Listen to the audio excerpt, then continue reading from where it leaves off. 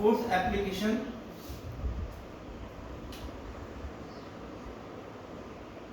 whether the cell reaction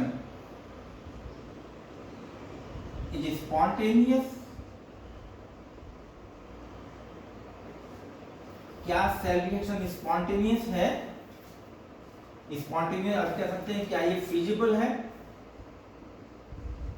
क्या कोई cell reaction होती है कि नहीं होती है, हमें ये डिसाइड करना है।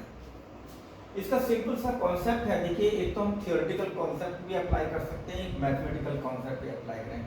अगर आपको मैथमेटिकली डिसाइड करना है तो कैसे डिसाइड करेंगे, just calculate EMF of cell, हम ये कैलकुलेट करेंगे if it is positive then cell reaction, cell reaction होती है, सेल रिएक्शन होती है, अगर cell reaction occurs that mean spontaneous process. तो मैथमेटिकली मैंने क्या बताया, हम EMF कैलकुलेट करेंगे by using this formula, and if its value comes out positive then cell reaction occurs means process is spontaneous। अगर ये नेगेटिव आती है तो reaction does not occur, reaction नहीं हो रही है, अगर रिएक्शन नहीं हो रही तो इसका मतलब नॉन स्पॉन्टेनियस है, रिएक्शन हो ही नहीं रही है, नॉन स्पॉन्टेनियस, नॉट फिजिबल। तो this is the one of the way. And theoretically आप कैसे डिसाइड करेंगे, थ्योरेटिकल हम डिसाइड करेंगे कि अगर देखिए एक रिएक्टिव इलेक्ट्रोड है, लेस रिएक्टिव इलेक्ट्रोड है, एक एग्जांपल लेके बताएंगे इसमें तब ज्यादा क्लियर होगा। अगर थ्योरेटिकली बताना है, जैसे मान लिया हम एक कंटेनर ले लें, लेट अस से इसमें हमने कॉपर सल्फेट सॉल्यूशन ले लिया, हम थ्योरेटिकल एक्सप्लेनेशन की बात कर रहे हैं, इसको भी थ्योरेटिकली मैथमेटिक्स दोनों तरह से कह सकते हैं। इसमें हमने जिंक रोड को डिप कर दिया। अब मैं एग्जांपल ले रहा हूं कि हमने एक बीकर लिया, एक कंटेनर लिया जिसमें कॉपर सल्फेट सॉल्यूशन था, उसमें जिंक रोड को हम डिप कर दें, तो बताइए कि रिएक्शन ये हो रही है कि नहीं हो रही है, ये कैसे डिसाइड करेंगे, ये रिएक्शन फिजिबल है कि नहीं है। एक तो तरीका है कि हम ये फॉर्मूला लगा के बताएं, दूसरा तरीका हम थ्योरेटिकल बताएं। पहले मैं थ्योरेटिकल ले लेता हूं। देखिए अब इसमें आपको डेफिनेटली इलेक्ट्रोड पोटेंशियल गिवन होंगे, तो zinc metal has low reduction potential, zinc का रिडक्शन पोटेंशियल है ऑफ जिंक दैट इज -0.764 और कॉपर का है इसमें दैट इज +0.34।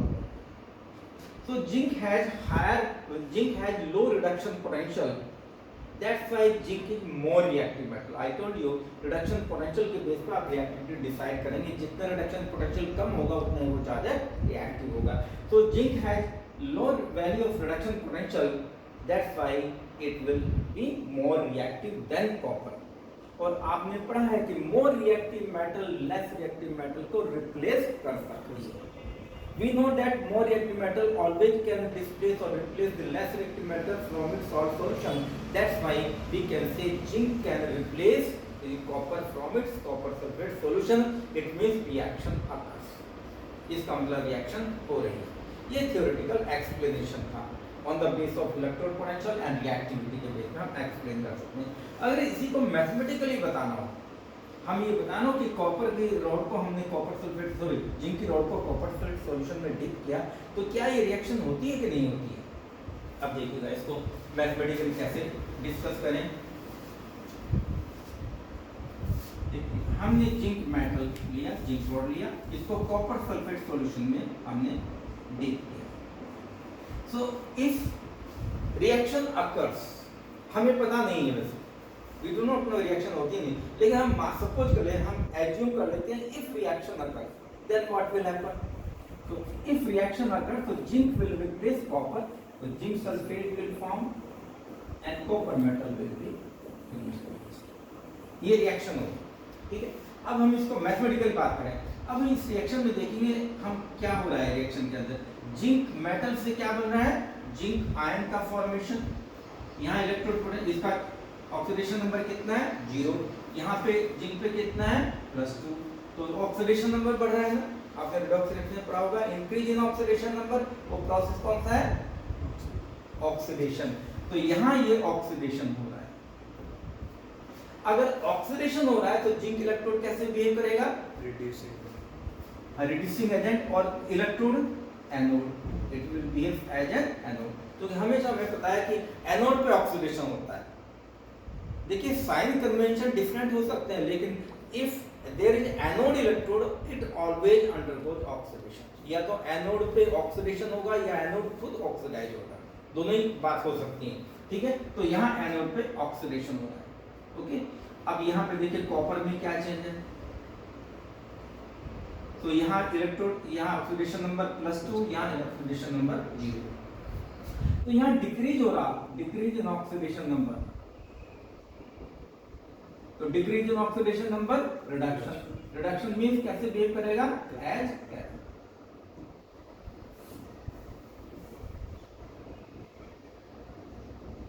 ओके, तो हमें पता चल गया एनोड कौन सा है कैथोड कौन सा। हम फॉर्मूला लगाएंगे, तो EMF of cell equal to E cathode. हमें यहाँ मैथमेटिकल नहीं लगाना, हमने बस कंपेयर नहीं करना है, यहाँ पे हमने इस इक्वेशन के हिसाब से देखना है। तो इसमें कैथोड कौन सा है कॉपर है, इसकी वैल्यू कितनी है +0.34 वोल्ट। एनोड कौन सा है जिंक है, इसकी वैल्यू कितनी है -0.76 वोल्ट, ठीक है। तो टोटल कितना आ गया +1.10। तो EMF क्या है पॉजिटिव, और EMF पॉजिटिव है तो रिएक्शन हो रही, तो रिएक्शन इज टेकिंग प्लेस, यानी कि zinc metal will replace copper metal from its salt solution. एक और एग्जांपल लेते हैं इसी, ओके क्लियर है। सो कोई मेटल दूसरे को, कोई रिएक्शन फिजिबल है कि नहीं है, उसको हम थ्योरेटिकल और मैथमेटिकली दोनों तरह से एक्सप्लेन कर सकते हैं। One more example regarding the feasibility of reaction, let us से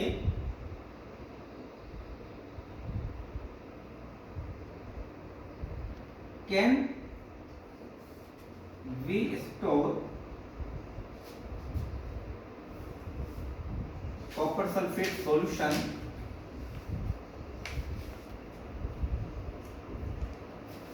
in a vessel made of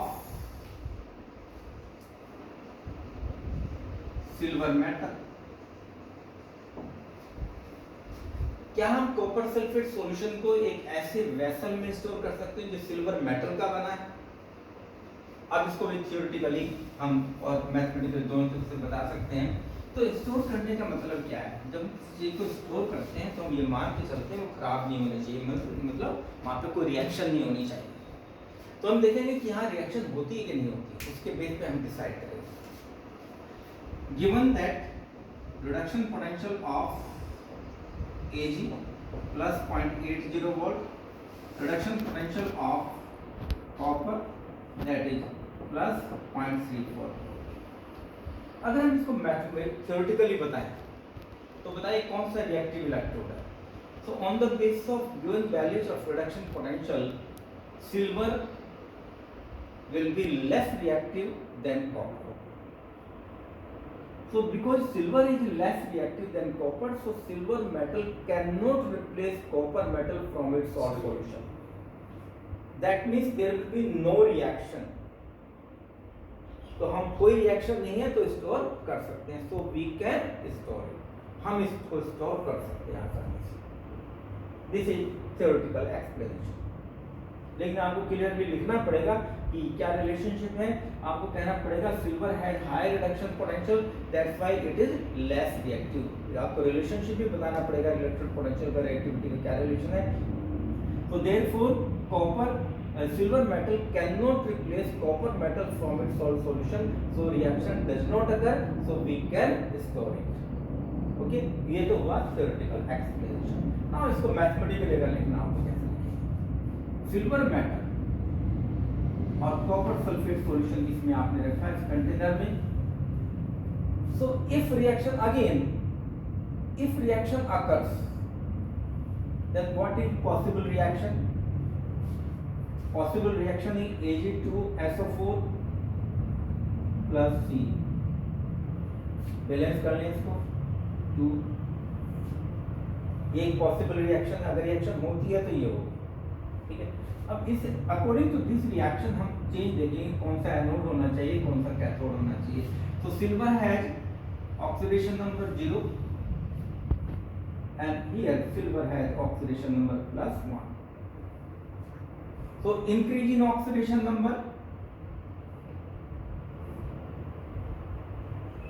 तो प्रोसेस क्या है, ऑक्सीडेशन है. तो electrode will behave as anode. Okay. Copper sulphate changes to copper metal. Here copper has oxidation number +2 and here copper has oxidation number 0. So means there is decrease in oxidation number.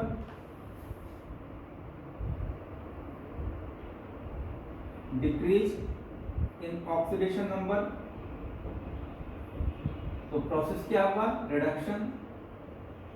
अगर reduction हो गया तो हम क्या कहेंगे, कैसे behave कर रहा है, एज कैथोड.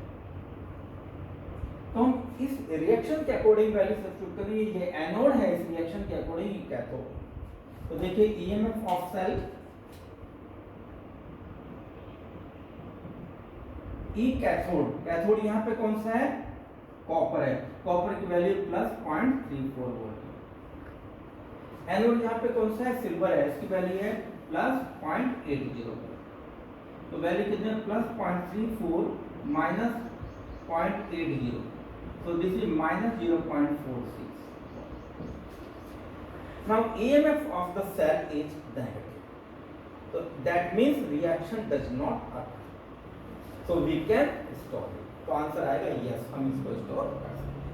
तो दोनों तरह से आप एक्सप्लेनेशन दे सकते हैं. इसको जैसे भी क्वेश्चन में लिखा होगा, इसको कैसे एक्सप्लेन करना है, थियोरेटिकली या मैथमेटिकली. अगर कुछ नहीं मेंशन है तो जैसे आप चाहें मैथमेटिकली थियोरेटिकली दोनों तरह से जस्टिफाई कर सकते हैं. This was the third application. So fourth application I am showing. Now last application of electrochemical physics.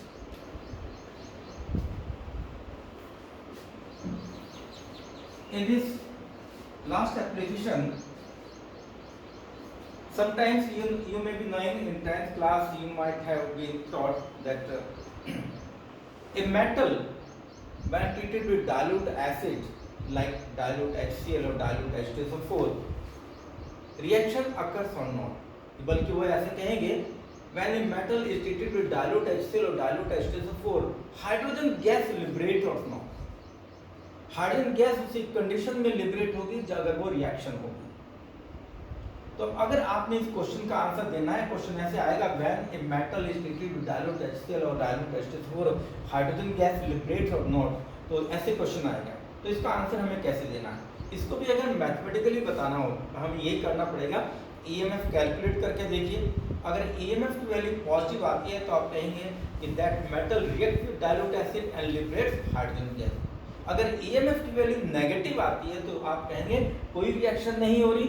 तो इट मींस देयर कोई रिएक्शन नहीं हो रही, तो there is no question of liberation of hydrogen gas. तो ये भी मोर और लेस जैसे हमने फोर्थ पार्ट डिस्कस किया बिल्कुल उसी टाइप से है.